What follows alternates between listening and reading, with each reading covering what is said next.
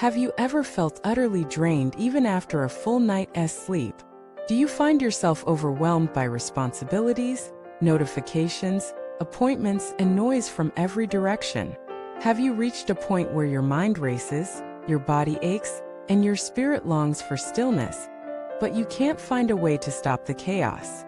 Welcome back to the channel, my friends. Thank you for joining me again in this sanctuary of reflection. Today we're going to discuss a truth that many of us already feel deep in our bones, but few of us have truly embraced, that sometimes the path to peace, clarity, and energy is not through doing more, but doing less. We live in a culture that glorifies hustle. We are taught that productivity is virtue, that busy equals important, that success is measured by how many tasks we juggle, how many tabs we have open, and how many milestones we hit before 30. And yet, beneath that shiny surface lies an epidemic of burnout, anxiety, spiritual emptiness, and a chronic sense of never enough. But what if the answer to our exhaustion is not hidden in better time management, or more efficient apps, or waking up at 5 a.m. to squeeze in one more habit? What if the answer lies in the radical act of subtraction, not adding more to our plate, but taking things away, not maximizing every hour, but making space for breath, silence, and being? Let me ask you something deep. When was the last time you were not rushing? When was the last time you sat in stillness and didn't reach for your phone? When was the last time you looked at your to-do list and asked, does this actually matter? This fatigue you're feeling, it's not just physical. It's existential. It's the weight of carrying too much for too long. Too many expectations. Too many comparisons. Too many goals that were never truly yours to begin with. And the remedy isn't escape its simplification. Let us look at nature. The most powerful forces are often the quietest. The roots of a tree grow in stillness.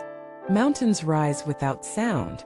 The stars burn for billions of years without needing to be seen.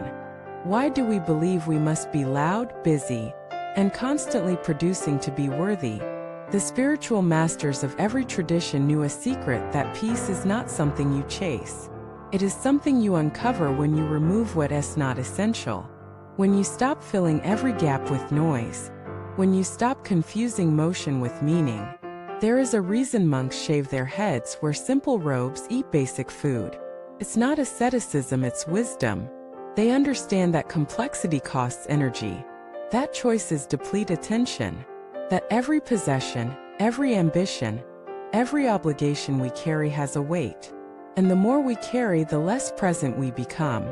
You may not be able to move to a monastery, but you can create simplicity where you are. Start with your home. Look around. What do you own that you never use? What clutters your space and drains your mind every time you see it? Let it go. Not with guilt, but with gratitude. Thank it for its service and release it. Now look at your calendar. What are you saying yes to that you secretly resent? What obligations are driven by fear, guilt, or image, not by joy or purpose? Dare to say no.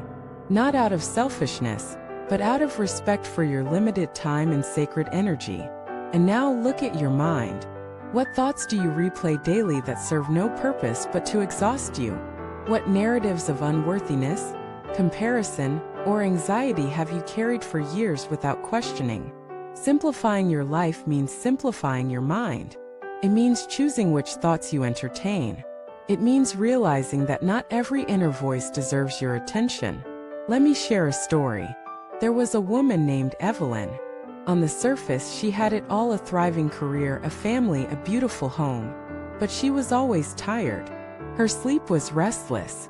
Her laughter was forced. Her joy felt distant. She tried yoga, therapy, vacations, but the fatigue remained. One day, she came across a line in a book that said the cure for exhaustion is not rest, it is wholeheartedness. That hit her like a lightning bolt. She realized that her life was full, but not meaningful. That she had said yes to everything except herself. Over the next year, she began to simplify. She left a social circle that drained her. She changed careers, choosing meaning over money. She deleted half the apps on her phone. She spent more time walking in nature, listening to music, staring at the sky. Slowly, her energy returned not just to her body, but to her soul. She didn't do more. She did less but with more presence. And that changed everything. This is the paradox of the path. When you simplify your outer life, your inner life expands. When you stop consuming so much, you begin to notice beauty again. The wind on your skin, the kindness in a stranger's eyes, the taste of a single cup of tea. Life becomes vivid not because you added more but because you finally had space to feel. So if you're tired all the time, ask yourself, what am I holding on to that no longer serves me? What expectations, objects, roles, or relationships have I outgrown? Where can I create space not to fill, but to breathe? You don't need to quit everything. You don't need to run away. You just need to choose simplicity as an act of love. Love for your body. Love for your mind. Love for the quiet part of your soul that longs to whisper, I am enough. Thank you for watching this video. I hope today's message reminded you that the path to peace may not be in doing more, but in choosing less, and doing it with your whole heart. If you've experienced transformation through simplicity, I'd love to hear your story in the comments. Let us create a community where less truly becomes more. Don't forget to like, subscribe, and share this video with someone who may be exhausted and looking for peace in all the wrong places. I'll see you in the next one.